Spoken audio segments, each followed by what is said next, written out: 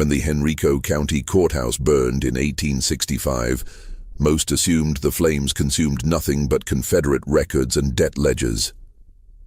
But courthouse clerk Josiah Pemberton wrote in his private diary that among the ashes, workers found a locked iron chest containing 23 pages of testimony so disturbing that the Reconstruction authorities ordered every copy destroyed. The testimony belonged to a woman identified only as the Silent Giant, a slave woman who stood 6 feet 7 inches tall and had not spoken a single word in 18 years. Her silence ended on March 14, 1863, when a Union surgeon examined her in a contraband camp outside Richmond. What she whispered to him about her master and her 9 daughters caused 3 witnesses to vomit, and the surgeon himself requested immediate transfer to frontline duty rather than document what he had heard. The military suppressed her account. The surgeon died of typhoid 6 weeks later, and the woman vanished from all official records. But fragments of her story survived in private letters, hidden journals, and the nightmares of those who heard it. Before we continue with the story of the woman they called Big Sarah and the plantation that consumed her children, we want to hear from you. Subscribe to our channel and leave a comment telling us what state you are listening from. Now, let us enter the world of Greenbrier Plantation, where silence became the only mercy left. The woman who would become known as Big Sarah arrived at Greenbrier Plantation in Powhatan County, Virginia, on an August morning in 1831. The same week Nat Turner began his rebellion 70 miles to the southeast. Greenbrier sat on 2,000 acres of tobacco land along the James River, far enough from Richmond to feel isolated, but close enough that its owner, Nathaniel Crowther, could maintain business connections with the city's merchant class. The plantation house itself was an imposing 3-story structure of red brick, with white columns that Crowther had installed in 1828 to match the Greek Revival fashion sweeping through Virginia's planter elite. 12 slave cabins formed a neat row behind the main house, each structure housing between 6 and 10 people in conditions that even by the standards of 1831 were recognized as harsh. Crowther had inherited Greenbrier from his father in 1824, along with debts that had nearly destroyed the family name. At 31, he had managed to restore some of the plantation's profitability through tobacco cultivation and what he called strategic breeding programs, a practice that was becoming increasingly common as the domestic slave trade expanded and the overseas trade had been officially abolished since 1808. His wife, Constance, had died in childbirth in 1829, leaving him with no legitimate children but a plantation to run and a reputation to rebuild among the Tidewater aristocracy. The woman who stepped off the wagon that August morning was unlike any slave the other captives at Greenbrier had ever seen. She stood well over 6 feet tall, with broad shoulders and hands so large they could palm a man's head like a melon. The slave trader who brought her, a man named Vernon Caldwell from Charleston, claimed she was 22 years old and had been born on a rice plantation in the South Carolina Low Country. He sold her to Crowther for $800, a significant sum that reflected both her size and what Caldwell described as her exceptional breeding potential. Her name, Caldwell said, was Sarah. She had been separated from a previous owner's estate after what Caldwell vaguely described as an incident of defiance. When Crowther asked what kind of defiance, Caldwell's expression hardened.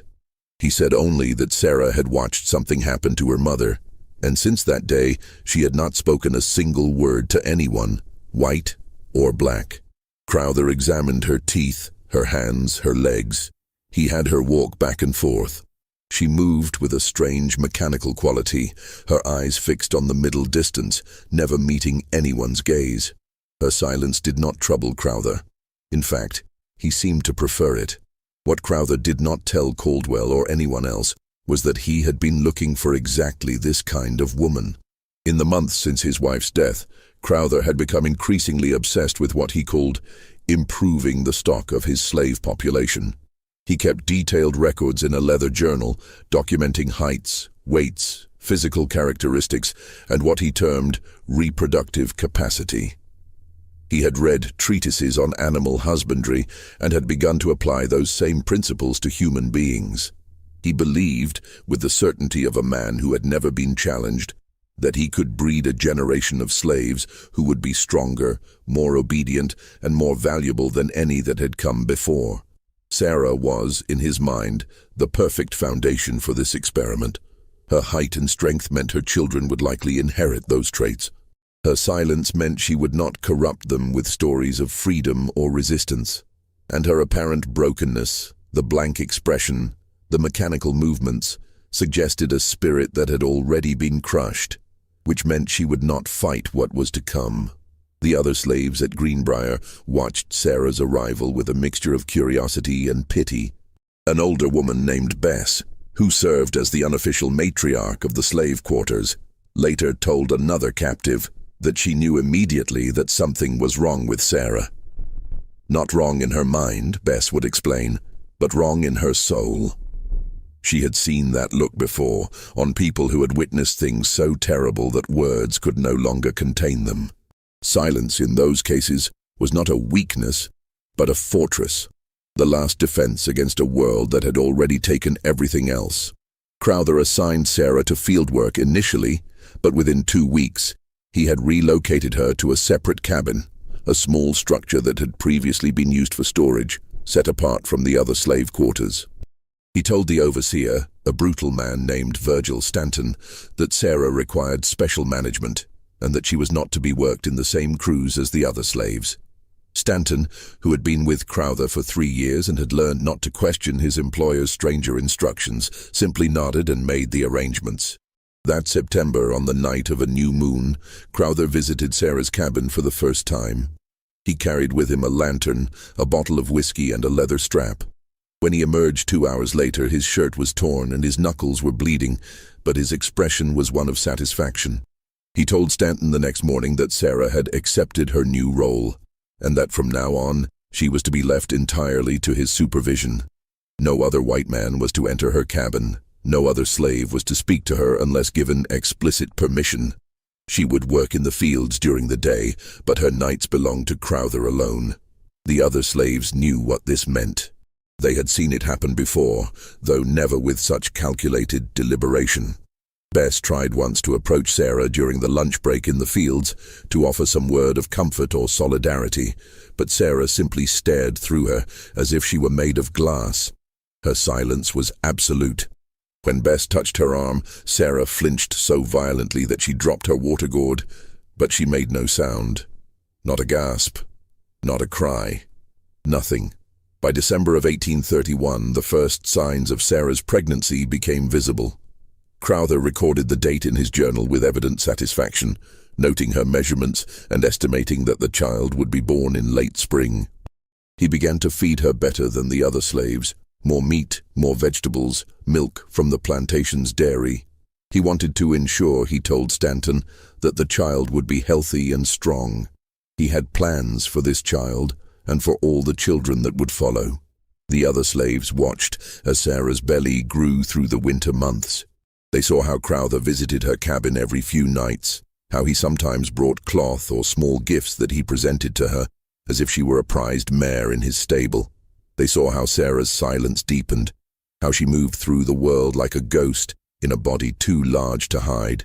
Some of the women tried to help her when they could, leaving extra food near her cabin, offering a quiet nod of acknowledgement when they passed in the fields. But Sarah never responded. Her eyes remained fixed on that distant, unreachable point, and her lips stayed sealed as if they had been sewn shut. Bess would later tell her granddaughter that she could feel something dark gathering over Greenbrier that winter. The air felt heavier than it should, she said, and birds seemed to avoid the area around Sarah's cabin. Bess did not believe in curses or haunts in the traditional sense, but she believed in evil, the humankind that needed no supernatural explanation. And she believed that Nathaniel Crowther was bringing something terrible into being, something that would not be satisfied until it had consumed everything in its path. Sarah's first child was born on May 3, 1832, during a thunderstorm so violent that the oldest slaves claimed it was the worst they had seen in 20 years. The midwife, a skilled woman named Patience who had delivered hundreds of babies on various plantations, later told Bess that the birth itself was unremarkable. The baby was large and healthy, a girl, with her mother's height already evident in her long limbs. What disturbed Patience was Sarah's complete silence throughout the labor. Most women screamed, cried, cursed, or prayed. Sarah made no sound at all. She stared at the ceiling beams of her cabin, tears streaming down her face, but her mouth remained closed. When Patience placed the baby in her arms, Sarah looked at the child with an expression that Patience would describe years later as the saddest thing I ever witnessed, ever.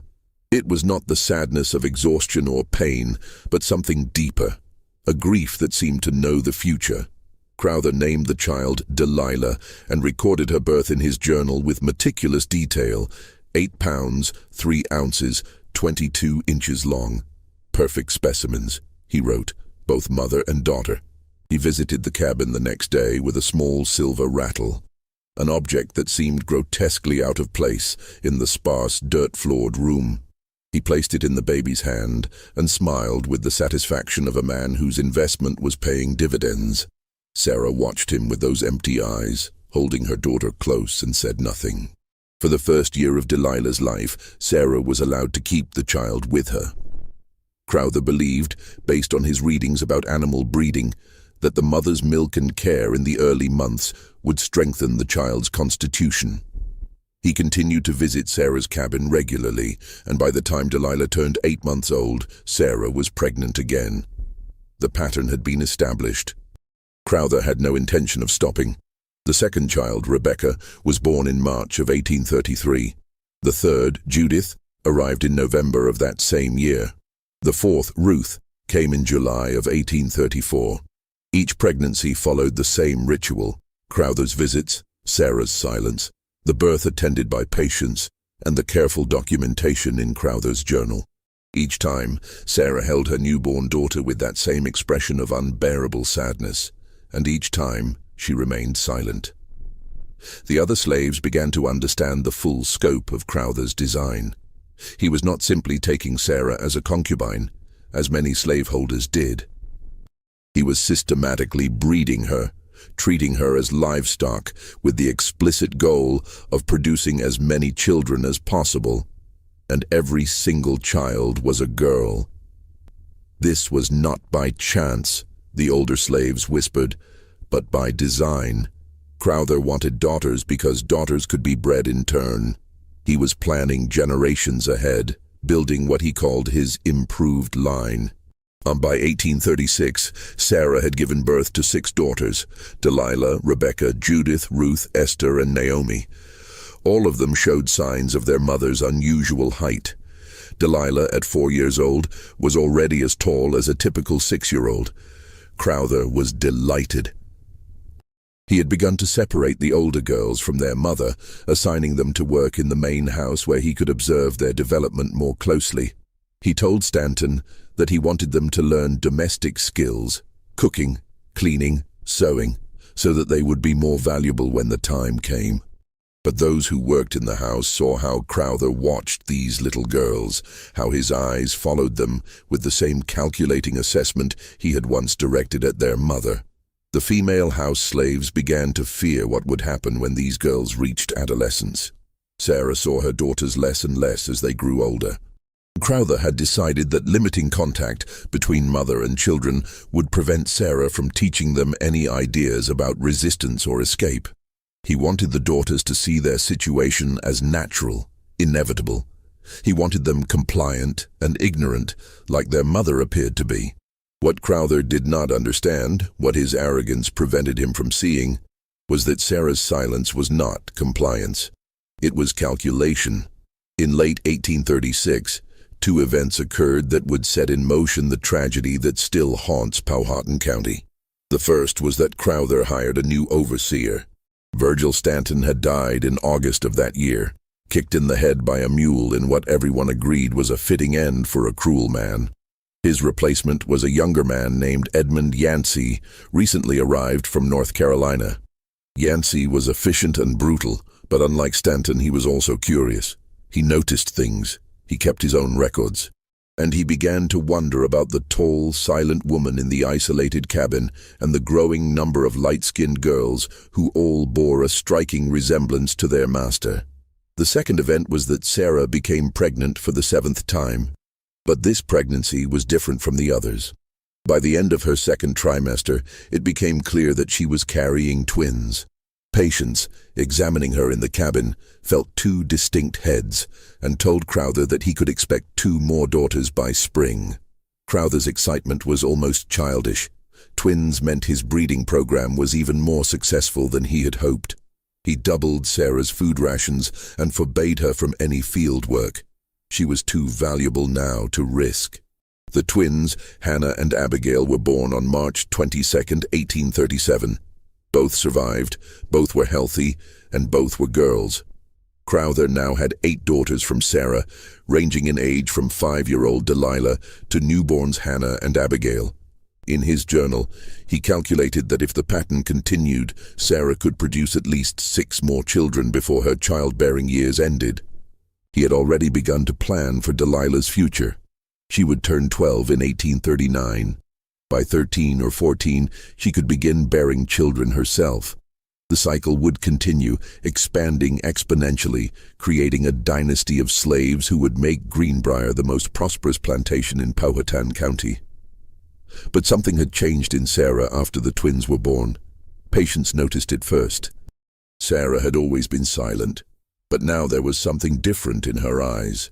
Not emptiness, but intensity.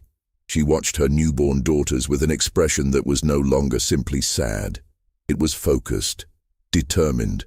For the first time in 6 years, patients saw Sarah's jaw clench with what looked like rage. On a cold night in November of 1837, 6 months after the twins' birth, screams erupted from the main house. The slaves in the quarters heard Crowther shouting, then the sound of something heavy crashing. Yancey emerged from his cabin with a pistol and ran toward the house. What he found inside would become the subject of whispered speculation for decades to come, though the official record would say almost nothing about it. 5-year-old Delilah was cowering in a corner of Crowther's study, her dress torn. Crowther himself was bleeding from a wound on his head, caused by a brass candlestick that lay on the floor. And standing in the doorway, silent as always but with her massive frame blocking any exit, was Sarah. In her hand she held a kitchen knife. She had somehow left her locked cabin, made her way to the main house, and found her daughter in Crowther's study.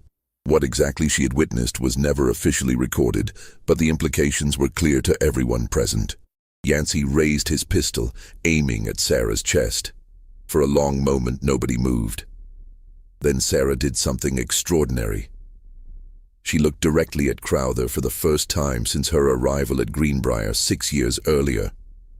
She looked at him with an expression of such profound hatred that Yancey later told his wife it made his blood run cold.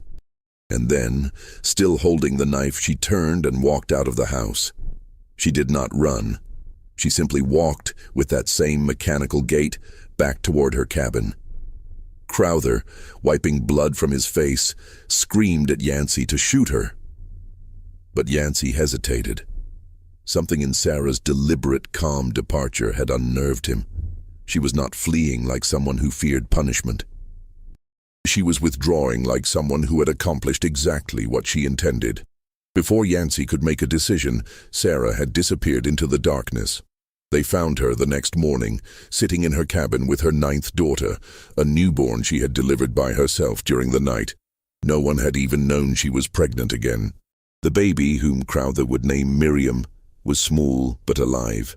Sarah sat holding her, dried blood on her thighs, the kitchen knife placed deliberately on the floor in front of her. She stared straight ahead, silent as always, waiting for whatever would come next. Crowther was faced with a dilemma. By law and custom, Sarah's attack on a white man, even in defense of her daughter, was a capital offense. He could have her hanged or sold away, but doing so would mean losing his breeding program, his improved line, and the fortune he believed these children represented. After a week of deliberation, he made his decision. Sarah would be punished, but not killed. She would be locked in her cabin permanently, let out only for necessary physical maintenance. She would no longer see her daughters at all. And to ensure she could never attack anyone again, Crowther had a blacksmith forge an iron collar that would remain around her neck permanently, attached to a chain bolted to the wall of her cabin. The chain was long enough that she could move around the small space, but not long enough to reach the door. The other slaves watched in horror as this sentence was carried out. Bess wept openly, which earned her 10 lashes from Yancey.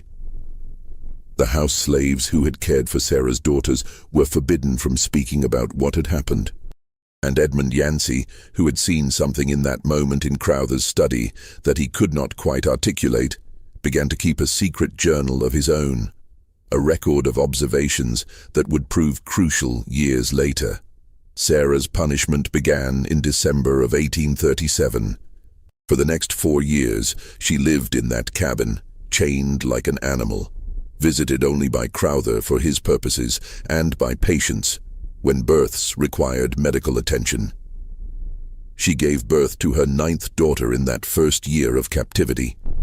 She never saw Delilah again. She never held Rebecca or Judith or any of her other children, and she never ever spoke.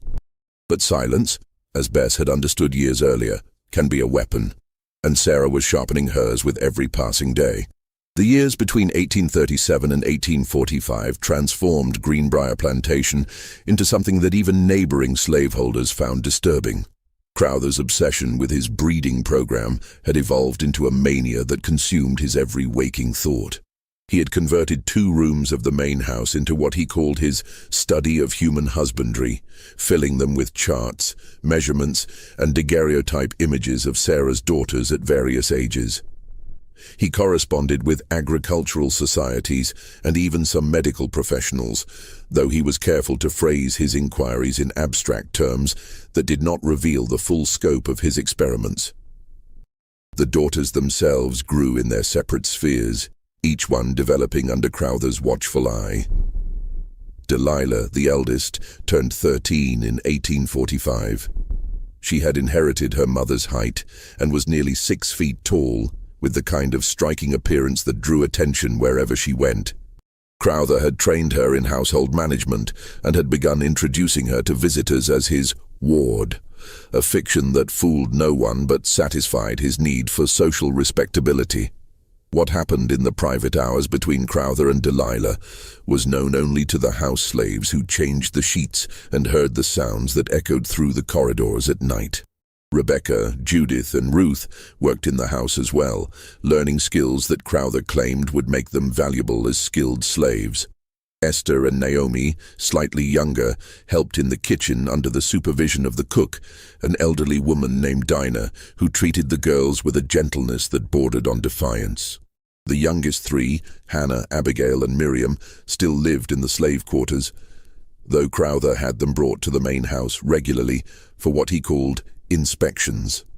Throughout these years, Sarah remained chained in her cabin. The other slaves rarely saw her. Crowther had the cabin's windows boarded up from the outside, supposedly to prevent her from signaling to others, but the real reason seemed to be that he wanted her existence erased from view. Food was left at her door twice a day. Once a week, she was allowed outside, still chained, to walk in a small fenced area behind her cabin. During these brief moments of semi-freedom, the other slaves would sometimes catch glimpses of her. They reported that she had changed. Her hair had gone completely grey. Her body, though still massive, had taken on a gauntness that suggested inadequate nutrition despite Crowther's claims of proper care. But her eyes, those who dared to look into them, said her eyes had become something else entirely. Not empty anymore, but burning. Edmund Yancey continued to keep his secret journal during these years, documenting observations that troubled him increasingly. He noted the ages of the daughters and the timing of when Crowther's nocturnal visits to their rooms began. He recorded the tears he saw on Delilah's face at breakfast the morning after her 13th birthday, and the way Rebecca flinched when Crowther touched her shoulder when she turned 12. Yancey was no abolitionist. He believed in slavery and enforced it brutally, but he found himself repulsed by what he was witnessing. There was slavery, and then there was this. Even he could see the difference. In September of 1845, a Methodist circuit preacher named Reverend Thomas Sheffield visited Greenbrier as part of his rounds through Powhatan County. Crowther was not a particularly religious man, but he maintained appearances for social standing, and he allowed Sheffield to preach to the slaves on Sunday afternoons. Sheffield was a thin, intense man in his 40s, genuinely committed to spreading the gospel, even to those in bondage. Unlike many white preachers of the era, he actually seemed to care about the spiritual welfare of enslaved people, though his understanding of justice was limited by the blinders of his time and place. During his visit, Sheffield noticed the unusual number of mixed-race girls at Greenbrier, all bearing a striking resemblance to each other. He commented on this to Crowther, who explained with barely concealed pride that these were the daughters of a particular slave woman who possessed exceptional breeding qualities. Sheffield's expression darkened. He asked if he might speak with this woman to provide spiritual counsel. Crowther refused, claiming she was unwell and could not receive visitors. Something in his refusal made Sheffield suspicious. That evening, Sheffield spoke quietly with some of the older slaves, including Bess. What she told him, carefully, knowing the danger of speaking too freely to any white man, horrified him. She did not mention Crowther's sexual violence explicitly, but she spoke of Sarah's chains, her isolation, and the sorrow that hung over the plantation like a fog. She mentioned that Sarah had not spoken in 14 years, that she had been separated from her 9 daughters, that she lived in darkness. Sheffield understood enough to grasp the full picture. The next morning, before leaving Greenbrier, Sheffield confronted Crowther directly. It was a brave act, possibly foolish, for a circuit preacher with no wealth or power. He told Crowther that what he was doing was an abomination before God, that no amount of property rights could justify such treatment of a human being, that even within the institution of slavery there were lines that should not be crossed. Crowther listened with an expression of cold amusement, then informed Sheffield that he was no longer welcome at Greenbrier.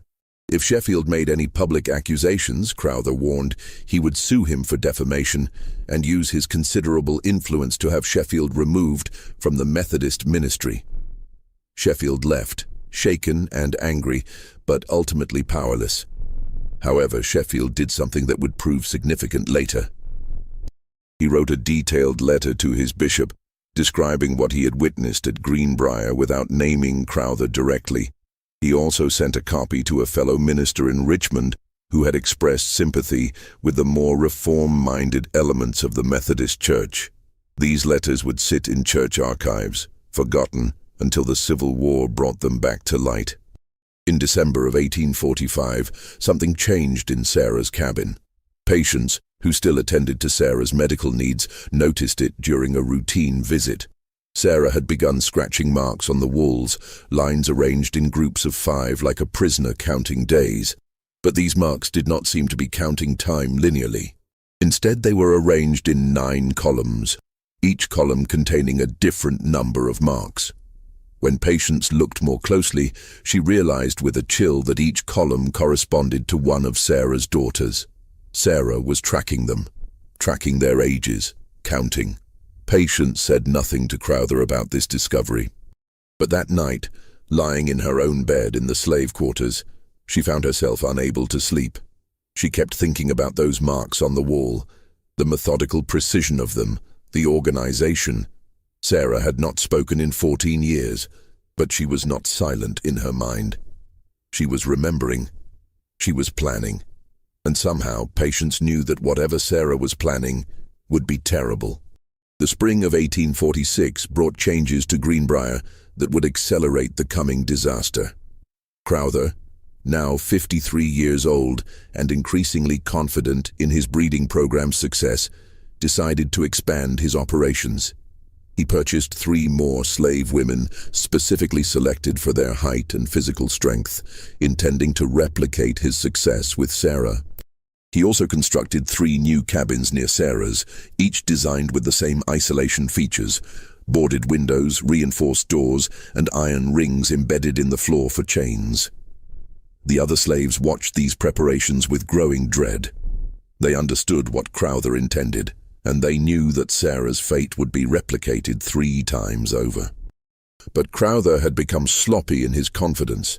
He spent more time in Richmond, socializing with other planters, and even presenting a paper to an agricultural society about improved breeding techniques for the labor force that was abstract enough to be respectable, but specific enough that some in the audience shifted uncomfortably in their seats.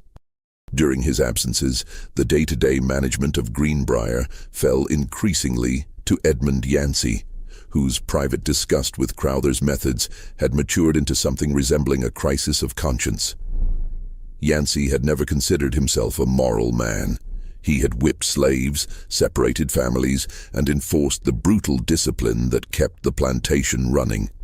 But Crowther's systematic sexual exploitation of Sarah and his daughters crossed a line that even Yancey found intolerable. It was not that Yancey believed slavery was wrong. He did not. But he believed that even within that evil institution, there were rules, boundaries, traditions that separated civilization from savagery. Crowther had abandoned all of that in pursuit of his obsession. In April of 1846, Yancey did something that would have gotten him killed if Crowther had discovered it. He unlocked Sarah's cabin door one afternoon while Crowther was in Richmond and stood at the threshold, not entering, but looking inside.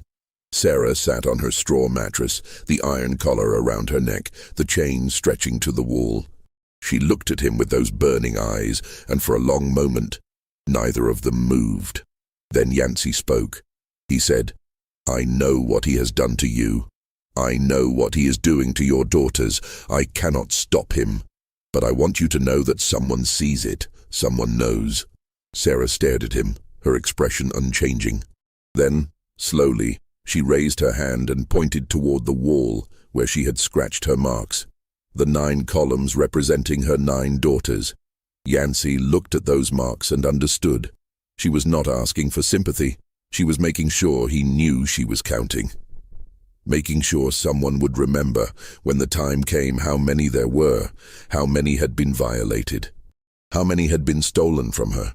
Yancey nodded, locked the door and walked away, feeling like he had just witnessed something that would haunt him until his death. That summer, Delilah became pregnant. She was 14 years old. The father was obviously Crowther, though he never acknowledged this publicly. The house slaves watched her belly grow with a mixture of pity and horror, understanding that Crowther's plan had entered its next phase. He was breeding the 2nd generation now. His improved line was expanding exactly as he had designed it. When Dinah, the elderly cook, tried to comfort Delilah one evening in the kitchen, the girl broke down sobbing. She whispered through her tears that she wanted to die, that she had tried to throw herself down the stairs, but Rebecca had stopped her, that she could not bear what was happening to her. Dinah held her and said nothing, because there was nothing to say. There were no words adequate to this particular kind of suffering. In September, something extraordinary happened. A slave named Josiah, who worked in the stables, was making repairs to Sarah's cabin when he heard something that made him freeze. It was a voice, low, rough from disuse, but unmistakably human. Sarah was speaking, not to him, not to anyone present, but to herself. She was reciting names: Delilah, Rebecca, Judith, Ruth, Esther, Naomi, Hannah, Abigail, Miriam, over and over, like a prayer or an incantation. Josiah finished his repairs quickly and left without saying anything, but he told Bess what he had heard. Bess's blood ran cold. Sarah had been silent for 15 years, and now she was speaking again, speaking her daughters' names in the darkness of her prison. It felt like something was awakening, something that had been waiting a very long time. October brought tragedy and revelation in equal measure. Rebecca, who was 12 years old, tried to run away. She made it 15 miles before slave catchers found her hiding in a barn.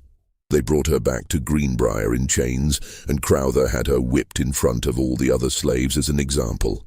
20 lashes methodically applied by Yancey, who later wrote in his journal that it was the worst thing he had ever done. Rebecca screamed through the first 10 lashes, then went silent for the last 10, her mind retreating to wherever people go when the body can no longer protect them. When it was over, Crowther announced that Rebecca would be sold away within the week. He had decided she was a bad influence on her sisters. This announcement caused something unexpected to happen.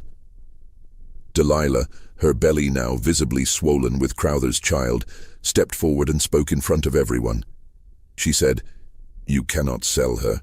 She is my sister. If you sell her, I will tell everyone in Richmond what you have done to us. I will stand on a street corner and tell everyone who will listen." The slaves held their breath. No one spoke to Crowther this way, certainly no slave, and especially not a pregnant 14-year-old girl. Crowther's face turned purple with rage. He stepped toward Delilah, raising his hand to strike her. But then he stopped. He looked at her pregnant belly, his investment, his future profits, and lowered his hand. He said through gritted teeth that Rebecca would not be sold, but she would spend the next month in the root cellar beneath the kitchen with minimal food and water to contemplate her sins. Delilah had won a small victory, but everyone present understood it would not be forgotten. That night, Yancey broke his own rules again. He went to Sarah's cabin and, speaking through the door, told her what had happened with Delilah and Rebecca. He told her that Delilah was pregnant.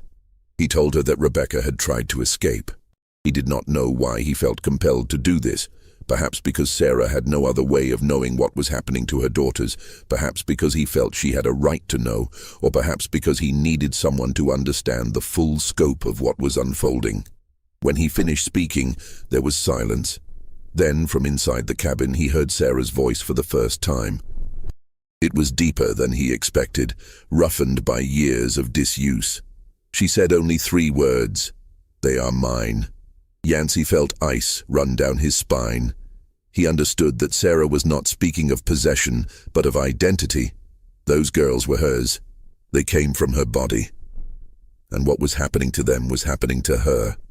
He walked away from the cabin feeling certain that something terrible was building, some storm that had been gathering for 15 years, and that when it finally broke, it would destroy everything in its path. November of 1846 marked 15 years since Sarah's arrival at Greenbrier. During those 15 years, she had given birth to 9 daughters. She had been raped hundreds of times. She had been chained like an animal for 9 years. She had watched her eldest daughter follow her into the same nightmare. And through all of it, she had maintained her silence, not from compliance or defeat, but from something else entirely. Something patient. Something that knew how to wait. Just when we thought we understood the full horror of what was happening at Greenbrier, the situation intensifies in ways that will shock even those familiar with the darkest chapters of American history. If this story is giving you chills, share this video with a friend who loves dark mysteries, hit that like button to support our content, and do not forget to subscribe to never miss stories like this. Let us discover together what happens when Sarah's silence finally breaks. On December 1st, 1846, Delilah gave birth to a son. It was the first male child born from Crowther's breeding program, and his excitement was almost manic. He named the boy Nathaniel Jr.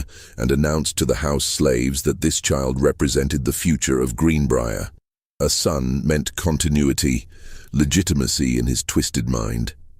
He could claim the boy as his heir, though everyone knew the truth about his parentage. What Crowther did not anticipate was Delilah's reaction to her son. The moment she held the infant, something shifted in her. The house slaves saw it, a hardening around her eyes, a straightening of her spine despite her exhaustion. She looked at this baby boy born from violence and exploitation and made a decision that would echo through the coming months. She refused to nurse him. When Crowther demanded she feed the child, she turned her face to the wall and said nothing. They brought in a wet nurse, another enslaved woman named Flora, but Delilah's rejection of her own son created a tension in the household that everyone could feel. Yancey noted in his journal that Delilah seemed to be following her mother's example of strategic silence. She spoke only when absolutely necessary, moved through the house like a shadow, and kept her eyes down except when she thought no one was watching. In those unguarded moments, Yancey caught expressions on her face that reminded him disturbingly of Sarah, that same burning intensity, that same sense of someone counting, calculating, waiting. The winter of 1847 was brutal. Snow fell early and stayed late, trapping everyone at Greenbrier for weeks at a time. The isolation seemed to amplify the darkness that had settled over the plantation. Crowther spent more time in the main house, drinking heavily, obsessively checking on his daughters and documenting their development in his journals. He had begun to turn his attention to 13-year-old Judith, and the house slaves knew what that meant. The cycle was continuing, expanding, consuming. In February, something happened that would prove to be a turning point. Rebecca, who had spent her month in the root cellar the previous fall and emerged, changed, quieter, harder, was caught teaching some of the younger slaves to read using a stolen Bible. Literacy among slaves was illegal in Virginia, and teaching reading was considered a dangerous subversion. Crowther was furious. He had Rebecca whipped again, 10 lashes this time.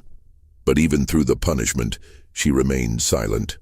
When it was over, she looked at Crowther with an expression of such pure contempt that he actually stepped backward. That night, Yancey made his most dangerous decision yet. He went to Sarah's cabin with a lantern and unlocked the door. He stepped inside for the first time since her imprisonment began 9 years earlier. The smell was overwhelming. Unwashed body, waste, despair. Sarah sat in the corner, the chain attached to her iron collar, her grey hair hanging in matted clumps. But when she raised her eyes to look at him, Yancey saw intelligence there, focus, purpose. He told her everything. He told her about Delilah's baby, about Rebecca's whipping, about Judith's future. He told her that Crowther planned to start breeding the younger daughters as soon as they reached puberty. He told her that the new cabins were ready for the 3 new women Crowther had purchased. He told her that the evil was expanding, multiplying, and that he did not know how to stop it but felt she deserved to know. When he finished, Sarah was quiet for a long moment. Then she spoke, her voice rough but clear. "How long until spring?" The question startled Yancey. He said it was February, so perhaps 2 months. Sarah nodded slowly. Then she asked, "Where do they keep the keys?" Yancey understood immediately what she was asking.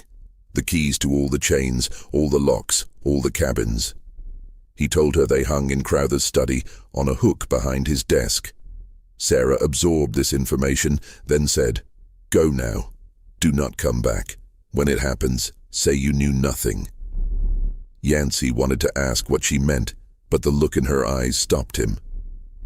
He left the cabin, locked the door, and returned to his own quarters, feeling like he had just set something irreversible in motion. March brought warmer weather and increased activity at Greenbrier. Crowther announced he would be hosting a gathering of neighboring planters in April, a social event designed to show off his success and rebuild his standing among the Tidewater elite. He wanted Greenbrier to look prosperous, orderly, civilized. He had the house slaves working constantly to prepare, and he made plans to display his improved stock, meaning Sarah's daughters, as examples of his breeding program's success. The daughters themselves understood what this meant.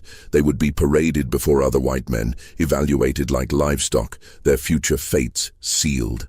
During these preparations, strange things began to happen. Tools went missing from the workshop. A section of fence near Sarah's cabin collapsed for no apparent reason. The lock on the smokehouse was found broken one morning, though nothing seemed to have been stolen. Yancey investigated these incidents but could find no explanation. The other slaves claimed ignorance, but he noticed they seemed tense, expectant, as if waiting for something. On March 15, 1847, Patience was called to Sarah's cabin for what Crowther described as a routine medical check. When Patience entered the cabin, she found Sarah sitting calmly on her mattress, the chain pulled beside her. She had somehow removed the iron collar from her neck. The metal was bent, twisted by sheer force until the lock mechanism had broken. Patience stood frozen in the doorway, staring at Sarah's neck where the collar had left deep scars. Sarah looked at her and said, "Tell him nothing. Tell him I was sick and you gave me medicine. Tell him I am weak."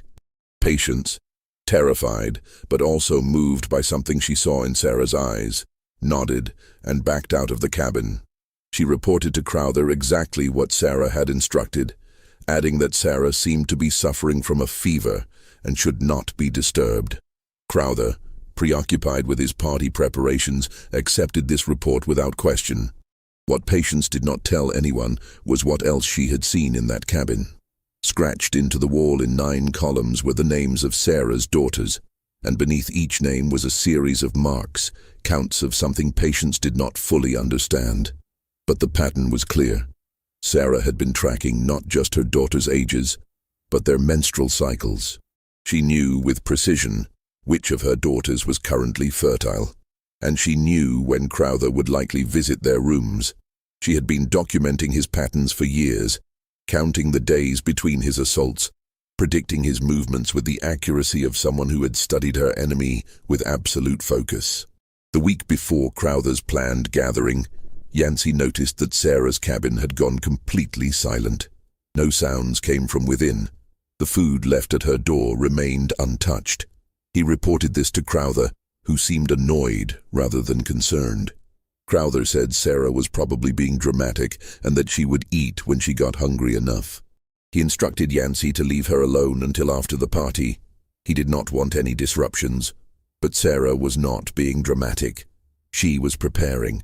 During those days of apparent silence, she had been systematically weakening the boards of her cabin's back wall, working at them with patient, methodical determination. She had been testing the weight of her chain, calculating how it could be used as a weapon. She had been listening to the sounds of the plantation, learning the rhythms of who walked where and when. And she had been thinking about her daughters, all 9 of them, and what she needed to do to save them from her fate. April 3, 1847, dawned clear and warm. Crowther's gathering was scheduled for that evening, and the plantation buzzed with final preparations. 20 planters from across Powhatan and surrounding counties would be arriving, along with their wives and older sons. Crowther had arranged for a lavish dinner, entertainment, and a tour of his facilities, where he planned to present his theories on agricultural improvement, his euphemism for his breeding program. The house slaves worked frantically all day. Dinah and her helpers prepared an elaborate meal. Delilah, Rebecca, and the other older daughters were dressed in clean clothing and instructed to serve the guests. Crowther reminded them repeatedly to smile, to be pleasant, to demonstrate the docility and refinement that his program had produced. The girls moved through these preparations like sleepwalkers, their faces masks of forced compliance. At sunset, the guests began to arrive in their carriages. The sound of horses, laughter, and conversation filled the air. Crowther stood on the front steps of the main house, greeting each arrival with exaggerated warmth. The party moved inside, and soon the dining room echoed with the sounds of men discussing tobacco prices, politics, and the growing tensions over slavery that were beginning to fracture the nation. What none of them knew was that in her cabin, Sarah had finished her preparations. She had removed the weakened boards from the back wall, creating an opening just large enough for her massive frame to squeeze through. She had wrapped sections of her chain around her hands and forearms, turning it into both armor and weapon. And she had made a decision about what came next. A decision that had been forming for 16 years, since the first night Crowther had entered her cabin with his lantern and his leather strap. At precisely 8 o'clock, as dinner was being served and Crowther was standing to make a toast, Sarah emerged from her cabin. She moved through the darkness with surprising speed for someone who had been chained for 9 years. Her body remembering freedom, even if her mind had never forgotten imprisonment. She made her way not toward the main house, but toward the quarters where her youngest daughters, Hannah, Abigail, and Miriam, slept. She entered the cabin silently, waking them with a hand over each girl's mouth. When they saw her, they did not scream. Despite years of separation, they knew her instantly. Some recognition deeper than memory told them this giant woman was their mother. Sarah did not speak to them. She simply gestured for them to follow, and they did, climbing out of their beds and trailing behind her through the darkness. She led them away from the plantation buildings, toward the tree line that marked the edge of Crowther's property. There, hidden in the shadows, she had them wait. Then she turned back toward Greenbrier. The house slaves who witnessed what happened next would carry those memories to their graves, and their testimony would become the fragmented record that survived. Sarah entered the main house through the kitchen door, which had been left open due to the heat of cooking. She moved through the corridors with purpose, the chain still wrapped around her arms, making soft clicking sounds against the walls. When she reached Crowther's study, she found what she was looking for, the ring of keys hanging behind his desk, just as Yancey had described. With the keys in hand, Sarah moved to the upstairs bedrooms. She unlocked the doors where Delilah, Rebecca, Judith, Ruth, Esther, and Naomi slept. She woke each one, placed a finger to her lips for silence, and gestured for them to follow. The daughters, understanding instinctively that this was escape or death or possibly both, followed without question. Sarah led them down the back stairs, through the kitchen where Dinah stood frozen with a ladle in her hand, and out into the night. It was only when Sarah and all 9 of her daughters were gone that someone in the dining room noticed the silence. The sounds from the kitchen had stopped. One of the house slaves who had been serving had disappeared. Crowther, annoyed at the disruption, excused himself to investigate. When he entered the kitchen and found it empty, confusion turned to alarm. He called for Yancey, who came running with several other white men from the party. They searched the house first, then the quarters. Then finally someone thought to check Sarah's cabin. They found it empty, the back wall torn open, the chain lying in a coil on the dirt floor like a shed skin. Panic spread through the gathering. Crowther screamed orders, lanterns were lit, dogs were released. A hunting party formed quickly, 20 armed white men on horseback, determined to recapture the escaped slaves before they could reach freedom or, worse, inspire others to follow. But Sarah had planned for this too. She led her daughters not north toward freedom, as the hunters expected, but south and east, toward the James River. She knew the terrain from her years of watching, listening, and counting. She knew where the water ran fast enough to hide their scent from dogs. She knew which paths would be hardest to track. And she knew something else that none of the hunters suspected. She had been communicating with other slaves for months, through patients, who had been secretly carrying messages without fully understanding their content. The hunting party split into groups, searching in multiple directions. They rode hard through the night, calling out threats and promises alternately. But as dawn broke on April 4th, they had found nothing. No tracks, no trail, no sign of Sarah or her daughters. It was as if the earth had swallowed them whole. Crowther was frantic. His entire breeding program, his future fortune, his social standing, everything depended on recovering those women. He offered a reward of $500 for information leading to their capture, an enormous sum that had slave catchers from 3 counties joining the search. But days passed, then weeks, and still nothing. What actually happened to Sarah and her daughters became the subject of speculation and legend. Some said they made it to the Underground Railroad and eventually to freedom in Canada. Others claimed they died in the wilderness, unable to survive without resources. Still others whispered that Sarah had killed her daughters herself rather than let them be recaptured. A mercy killing that was simultaneously the most terrible and most loving act imaginable. But there was one witness who saw something that suggested a different truth. Edmund Yancey, who had joined the search party but found himself increasingly reluctant to actually find his quarry, was riding alone along the James River on the 3rd day of searching when he came upon a sight that would haunt him forever. On a small sandbar in the middle of the river, he saw 9 piles of stones, each pile carefully arranged, each topped with a small wooden cross made from tied sticks. The crosses were crude but deliberate. Someone had taken the time to build markers, to create graves or memorials.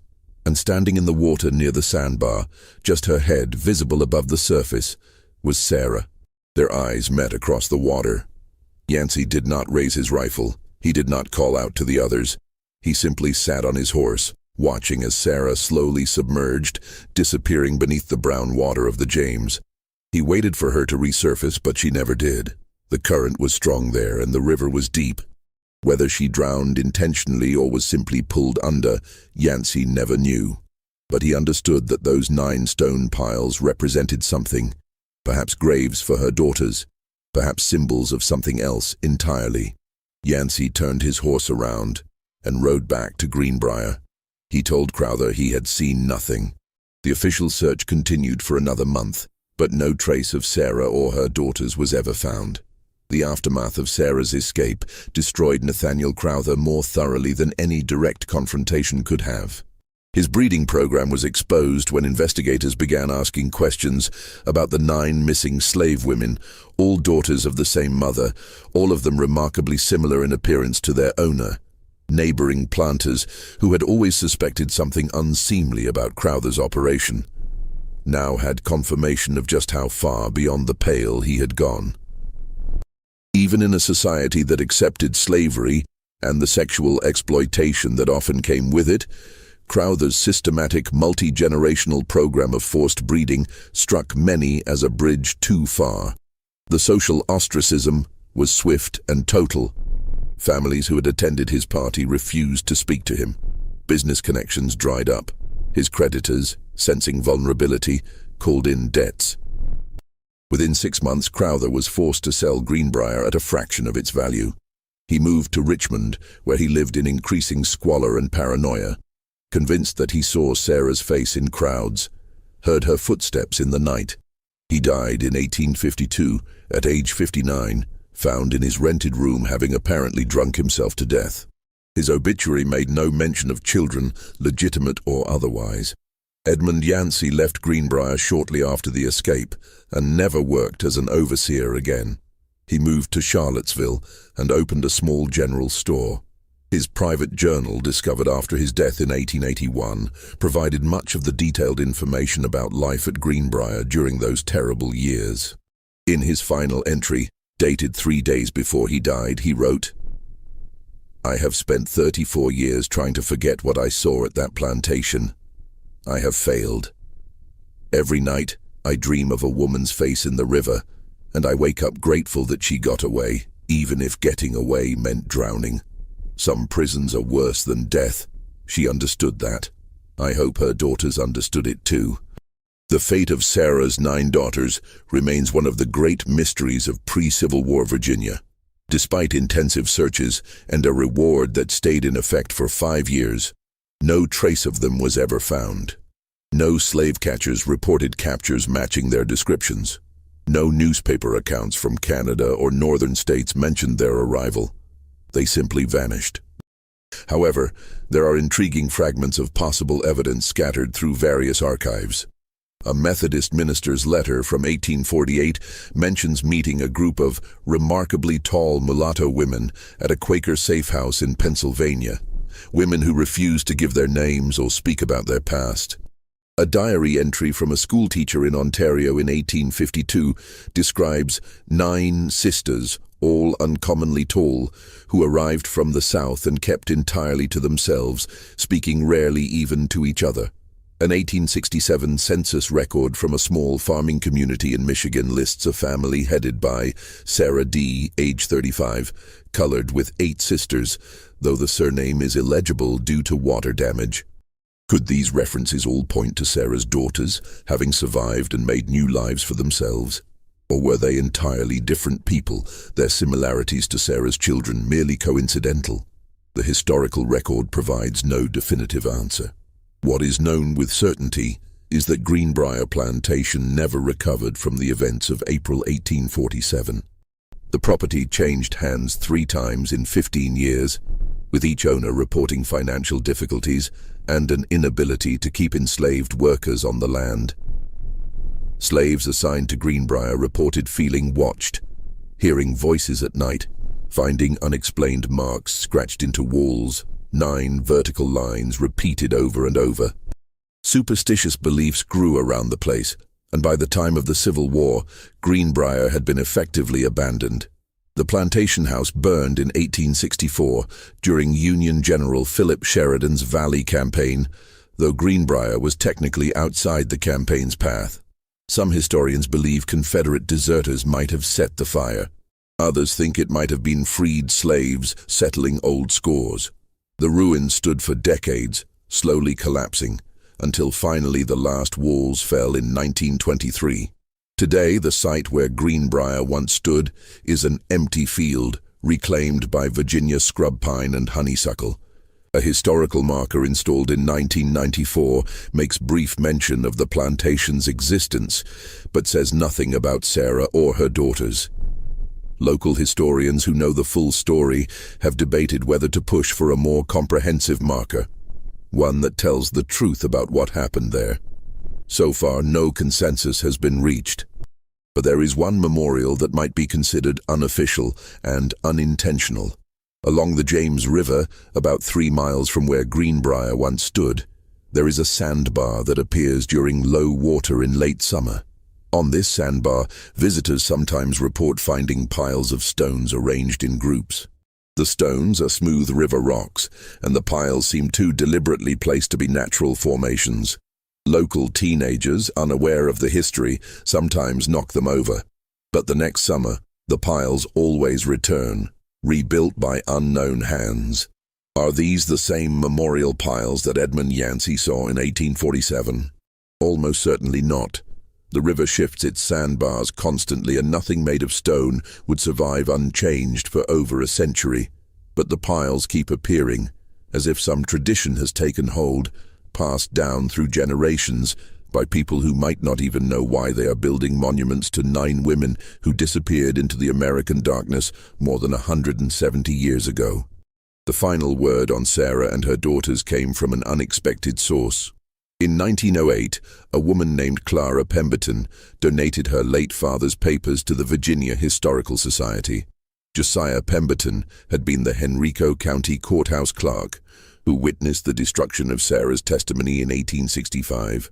Among his papers was a single sheet that he had apparently hidden from the military authorities, a fragment of the original transcript. It contained Sarah's response to a question about why she had remained silent for so long.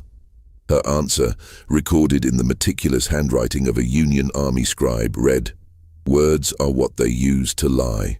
I had no words left that had not been stolen or twisted, so I saved my silence like a knife, sharp and clean, until the moment I could use it to cut us free.